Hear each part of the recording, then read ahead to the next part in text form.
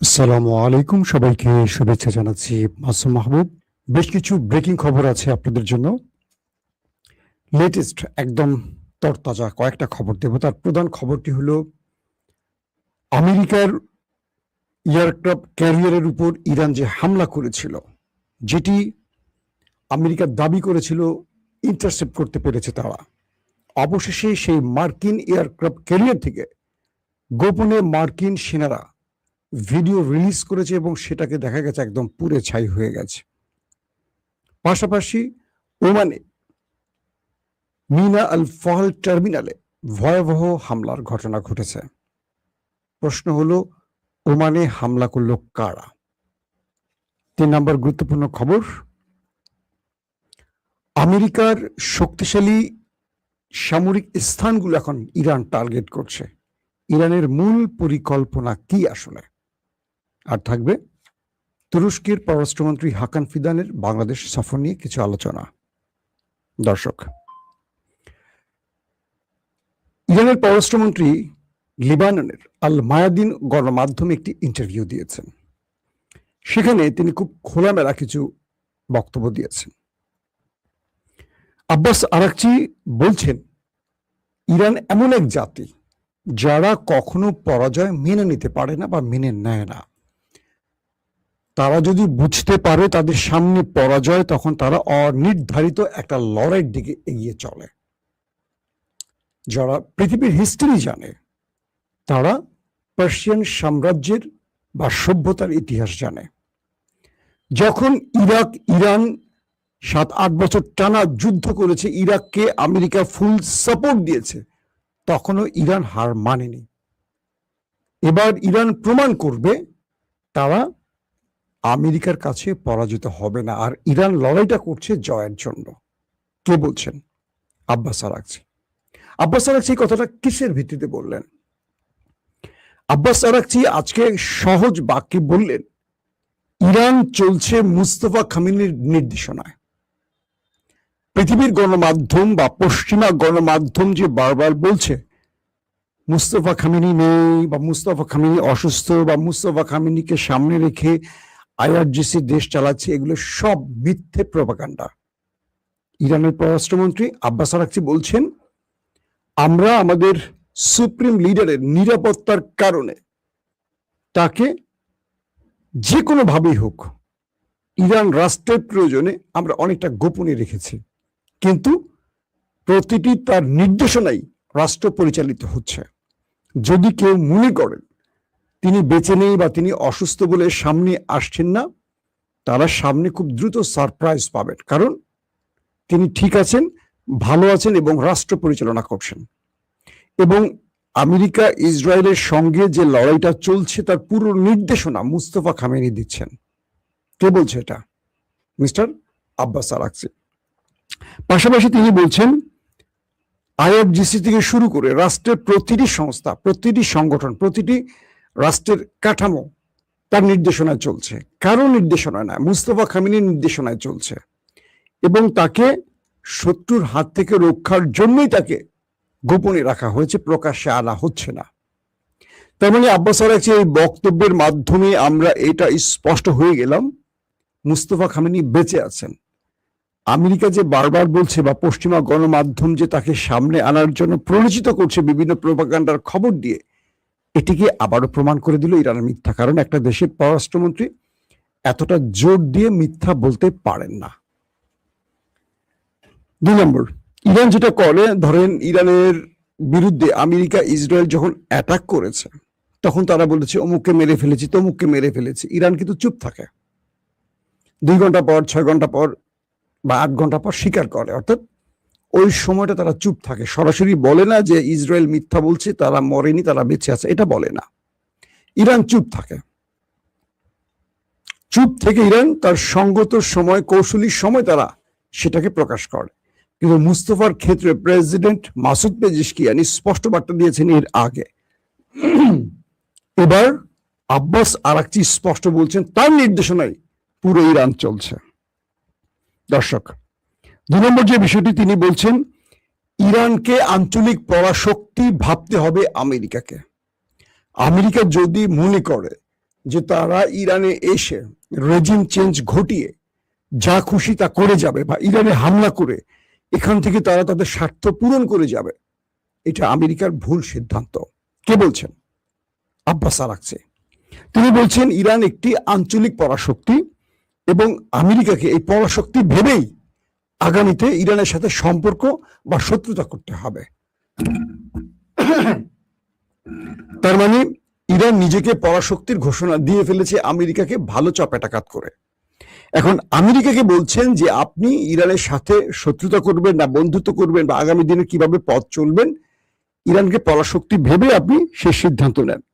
পাশাপাশি তিনি বলছেন লেবাননের বৈরুতকে ধ্বংস করার জন্য ইসরায়েলি চক্রান্ত ইরান ব্যর্থ করে দিয়েছে, কারণ এই বৈরুতে বড় রকম আক্রমণের পরিকল্পনা ছিল নেতানিয়াহুর।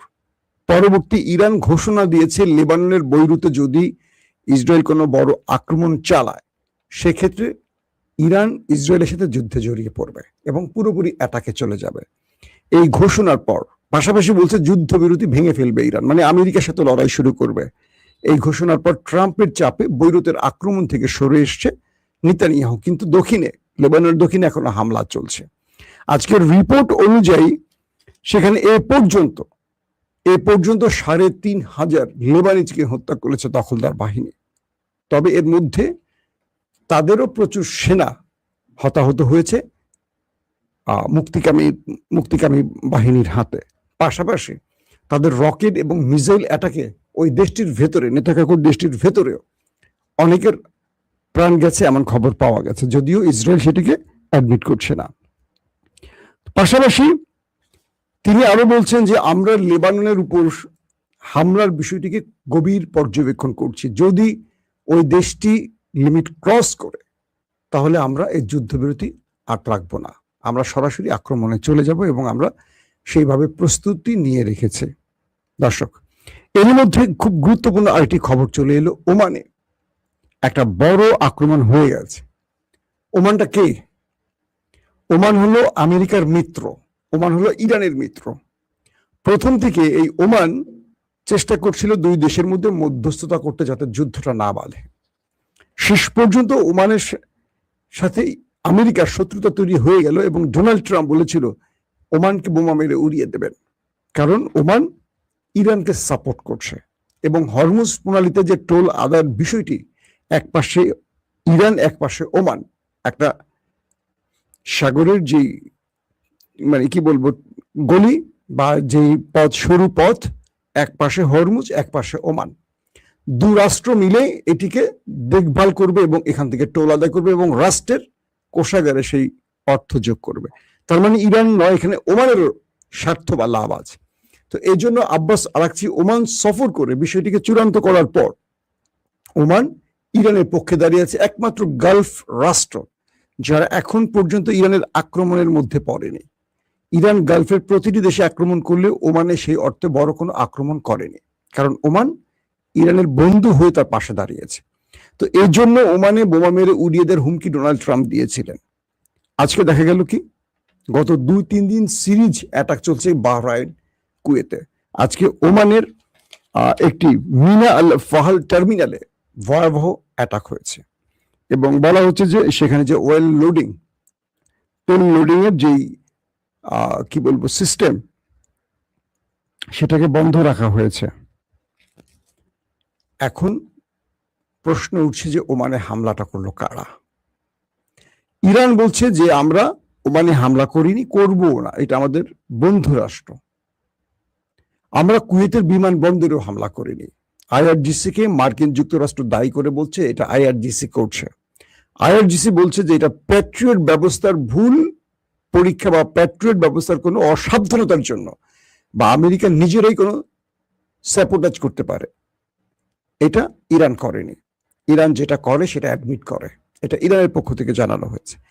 আর ওমানের বিষয়টি বলা হচ্ছে যে ওমানের সাথে আমেরিকার তিক্ততায় আমেরিকা হয়তোবা তারা সেখানে কোনো ফলস ফ্ল্যাগ অপারেশন করেছে, কিন্তু স্বীকার করছে না। ইরান বলছে যে ওমানে আমরা হামলা করিনি, এটি ইসরায়েল করতে পারে। ইসরায়েলের দিকে হাত তুলেছে ইরান। ওমান এই ব্যাপারে এখনো কিছু বলেনি। তারা অয়েল লোডিং সাসপেন্ড রেখেছে। আস্তে আস্তে হয়তো বেরিয়ে আসবে। ইরান বলছে আমরা ধারণা করছি ওই দেশটির নাম বলে, তবে সেটিও বেরিয়ে আসবে। এখন প্রশ্ন হলো, ডোনাল্ড ট্রাম্প যে ওমানকে উড়িয়ে দেওয়ার ঘোষণা দিয়েছেন, এটা কি তার নীরব কোনো খেলা কিনা? কারণ ওমানের উপর আমেরিকা ইসরায়েলের রাগ এখন অনেক বেশি, কারণ এই ওমানেই রয়েছে মার্কিন ঘাঁটি, আবার সেই ওমানের সাথে ইরানের সখ্যতা, আর তাই আমেরিকার এখন কুনজরে পড়েছে ওমান। এরই মধ্যে মার্কিন গণমাধ্যম সিএনএন থেকে শুরু করে বড় বড় গণমাধ্যমগুলোতে একটা ফুটেজ, একটা সংবাদ খুব বড় করে ব্রেকিং আকারে প্রকাশিত হচ্ছে। সেখানে দুদিন আগে ইরান মার্কিন এয়ারক্রাফটকে যে টার্গেট করেছিল, আমেরিকা বলেছিল যে ইরানের সেই অ্যাটাক তারা ইন্টারসেপ্ট করেছে, কিচ্ছু হয়নি। ইরান বলেছিল আগুন ধরে গেছে, আমেরিকা বলেছে কিচ্ছু হয়নি। পশ্চিমা গণমাধ্যমগুলো আমেরিকার পক্ষে খবরটা প্রচার করেছিল। আজকে সেই এয়ারক্রাফট ক্যারিয়ার থেকে মার্কিন একজন সেনা গোপনে ভিডিও রিলিজ করেছে, নাম প্রকাশ অনিচ্ছুক রেখে। সেখানে দেখা গেছে এয়ারক্রাফট ক্যারিয়ারটাকে একদম 12টা বাজিয়ে ফেলছে, আগুনে পুড়ে ভেতরটা পুরো জিলজিলা হয়ে গেছে। জিলজিলার অর্থ কি ভাই? এটা নতুন শব্দ বের করলাম। সোশ্যাল মিডিয়া অনেক শব্দ বলা খুব কঠিন, এই শব্দের জন্য অনেক সমস্যায় পড়তে হয়। তো যাক, নতুন একটা শব্দ বের করলাম, জিলজিলা। বাংলা অভিধান চেক করে দেখতে হবে অর্থ কি। তো এই ভিডিওটি রিলিজ করার পর তিনি বলছেন, তার নাম প্রকাশ না করে বলছে যে ইরান যখন হামলা করেছে এই পুরো এয়ারক্রাফট ক্যারিয়ারের ভেতরে আগুন ধরে গেছে ভয়াবহভাবে, যদিও আমেরিকা সেটা স্বীকার করেনি। তার মানে কি দাঁড়ালো? ইরান যে অ্যাটাকগুলো করছে সাম্প্রতিক সময় একদম মার্কিন যুক্তরাষ্ট্রের কলিজার ভেতরে করছে, কিন্তু আমেরিকা স্বীকার না করলেও সেটা সত্য। আন্তর্জাতিক গণমাধ্যমগুলো বলছে ইরানের সাম্প্রতিক অ্যাটাকগুলো যুদ্ধবিরতির পর, আগে তো ইরান করছে ম্যাসিভ আকারে। আমেরিকা যে উত্তেজনা ছড়াচ্ছে বারবারই ড্রোন পাঠিয়ে, যুদ্ধ বিমান পাঠিয়ে, রিফুয়েলিং ট্যাঙ্কার পাঠিয়ে, তার প্রতি উত্তর যে ইরান দিচ্ছে, সেইখানে আমেরিকার অনেক ক্ষতি হয়েছে। একটি হলো এয়ারক্রাফট ক্যারিয়ার, প্রায় 5-6টা MQ-9 রিপার ড্রোন, তারপর তাদের F-35, তারপর তাদের আছে, এগুলো কিন্তু যুদ্ধবিরতির পরের, যুদ্ধের মধ্যে না, যেটা 40 দিনের যুদ্ধ তার পরের কথা বলছি। এরপরে রয়েছে তাদের রিফুয়েলিং ট্যাঙ্কার। ব্যাপক ক্ষতি হয়েছে এর মধ্যে। যখনই তারা ইন্টারন্যাশনাল বা আন্তর্জাতিক জলসীমায় ঢুকছে, ইরান শুট করছে। ইরান আমেরিকাকে তোয়াক্কা করছে না। তো বলা হচ্ছে যে মার্কিন যুক্তরাষ্ট্রের শক্তিগুলোকে দুর্বল করার জন্য ইরান এই খেলাটা নেমে পড়ছে। তারা গত দুদিন আগে বাহরাইনে 5ম নৌবহরের সদর দপ্তরে হামলা করে ব্যাপক ক্ষতি করেছে। আমেরিকা স্বীকার করেনি, পরক্ষণে গণমাধ্যমের স্যাটেলাইট ইমেজে দেখা গেছে সেটাকে মোটামুটি লন্ডভন্ড করে দিয়েছে। এটার প্রতি উত্তরে কুয়েতে যে অ্যাটাকটা হয়েছে ইরান স্বীকার করেনি। দুটো প্রশ্ন আসছে এখানে। কুয়েতে মার্কিন ঘাঁটি রয়েছে, ওমানেও মার্কিন ঘাঁটি রয়েছে, এবং কুয়েত বা ওমানকে রক্ষার দায়িত্ব আমেরিকা নিয়েছে বলে সেখানে ঘাঁটি করেছে। অর্থাৎ তারা পেট্রোডলার নিচ্ছে বিনিময়ে এই গালফ কান্ট্রিগুলোকে নিরাপত্তা দেবে, তাই তো? তাহলে ইরান যদি এটা করেই থাকে, আমেরিকা ইন্টারসেপ্ট করছে না কেন? প্রশ্নটা আসে না? গালফ যদি প্রশ্ন করে যে তুমি আমার থেকে টাকা নিচ্ছ আমাকে রক্ষার বিনিময়, তুমি বলছো ইরান এটা করেছো, তাহলে তুমি ইন্টারসেপ্ট করো নাই কেন? তোমার প্যাট্রিয়ট থার্ড কোথায়? তার মানে হলো এটার সাথে ওরা জড়িত। ওরা নিজেরাই কাতারের বিমানবন্দর ধ্বংস করতে চেয়েছে, ওরা নিজেরাই ওমানকে বা ওমানের তেল রিফুয়েলিং সেন্টারকে ধ্বংস করার জন্য এই অ্যাটাকগুলো করছে, এবং ওই সময়টা তারা প্রতিরক্ষা ব্যবস্থাকে অফ রাখছে। এটা মোটামুটি ক্লিয়ার। তো আন্তর্জাতিক তথ্যগুলো বলছে যে মার্কিন 5ম নৌবহর, মার্কিন প্রতিরক্ষা ব্যবস্থা যেখানে যেখানে আছে, এয়ারক্রাফট ক্যারিয়ার যেখানে যেখানে আছে, ইরান এখন সেই জায়গাগুলো টার্গেট করছে। অর্থাৎ আসন্ন যুদ্ধে আমেরিকা যেন বড় কোনো সফলতা ইরানের বিরুদ্ধে না পায়, তাই গালফ কান্ট্রিতে আমেরিকাকে দুর্বল করার জন্য ইরান এই আক্রমণগুলো এখন পরিকল্পিত করছে। ধরেন আমেরিকা একটা ড্রোন পাঠাচ্ছে বন্দর আব্বাসে বা কেশব দ্বীপে, ইরান কি করছে? অমুক দেশে মার্কিন ঘাঁটিতে একটা মারছে। ওই মার্কিন ঘাঁটিটি অ্যাক্টিভ থেকে ওইখান থেকে আমেরিকা ইরানের ব্যাপারে অ্যাক্টিভলি কাজ করছে, বা ওইখান থেকে তারা নজরদারি করছে, বা ওখান থেকে তারা ড্রোন পাঠাচ্ছে, বা ওখান থেকে তারা নৌবহর পাঠাচ্ছে। ধরেন প্ল্যানটা ওখান থেকে হচ্ছে, বা সেন্টকমের একটা সদর দপ্তর ওখানে আছে, ইরান ওখানে হিট করছে। তার মানে ইরানের টার্গেটটা হলো আমেরিকাকে গালফে দুর্বল করে ফেলা। এই অঞ্চলে যেন আমেরিকা সফলভাবে ইরানকে টার্গেট করতে না পারে, সেই জন্য মূল টার্গেটগুলোকে ধ্বংস করে দিচ্ছে দর্শক। আর এই এয়ারক্রাফট যেটার কথা বললাম, যেটাকে ইরান ধ্বংস করেছে, এটার দাম হলো প্রায় 20 বিলিয়ন মার্কিন ডলার। তার মানে আমেরিকার কি পরিমাণ ক্ষতি হচ্ছে কল্পনা করেন। শেষ খবরটি দিতে চাই, সেটি হলো যে হাকান ফিদান, ইরানের খুব পাওয়ারফুল একজন পররাষ্ট্রমন্ত্রী, তিনি এখন বাংলাদেশ সফরে আছেন, 3 দিনের জন্য থাকবেন। ইতিমধ্যে বাংলাদেশের পররাষ্ট্রমন্ত্রী, সহকারী উপমন্ত্রী 3-4 জন মন্ত্রী তাকে বরণ করে নিয়েছেন একদম সেই সম্মানের স্বার্থে। পুরো ভারতের এখন বুকে জ্বালাপোড়া করছে, তারা গ্যাস্ট্রিকের ওষুধ 3 বেলা খাচ্ছে, এতটা গ্যাস উঠছে, তাদের বুকে জ্বালাপোড়া বেড়ে গেছে। তাকে নিয়ে আমি আলাদা একটা এপিসোড করবো হাকান ফিদানকে নিয়ে। তো হাকান ফিদানের বাংলাদেশ সফরটি খুবই গুরুত্বপূর্ণ এই মুহূর্তে, এই কারণেই যে তারেক রহমান সরকার পাকিস্তান থেকে সামরিক অস্ত্র কেনার একটা চিন্তা করছে, চীনের সাথে একটা পরিকল্পনা করছে, এবং সঙ্গে তুরস্ক। এই 3টি দেশের সম্মিলিত বা সম্মিলনে বাংলাদেশের সশস্ত্র বাহিনীকে, নৌবাহিনীকে বা বিমান বাহিনীকে আরো আধুনিক করার জন্য তারেক রহমান সরকার যে পরিকল্পনা আসছে, এটার বাস্তব রূপ তুরস্কের হাত দিয়ে আসবে। তুরস্কের ড্রোন প্রতিরক্ষা ব্যবস্থা, আরো অনেক কিছু যুক্ত হবে। পাশাপাশি আমাদের অভ্যন্তরীণ নিরাপত্তা প্রশ্নে তুরস্কের অনেকগুলো সাপোর্ট আসবে, এই বিষয়গুলোই আলোচনায় আছে। তাই বলছি যে ডিটেল আলোচনাটা আমি পরবর্তী করব। কিন্তু হাকান ফিদানের বাংলাদেশে পা রাখার পর ভারতের গণমাধ্যমগুলো তীক্ষ্ণ চোখ রাখছে বাংলাদেশের দিকে, কি ঘটতে পারে, কি ঘটতে যাচ্ছে। অবশ্যই আমরা চোখ রাখছি, সেই বিষয়ে আমরা আপনাদের বিস্তারিত জানাবো। আজকের মতো শেষ করছি, প্রত্যেকে ভালো থাকবেন, আল্লাহ হাফেজ।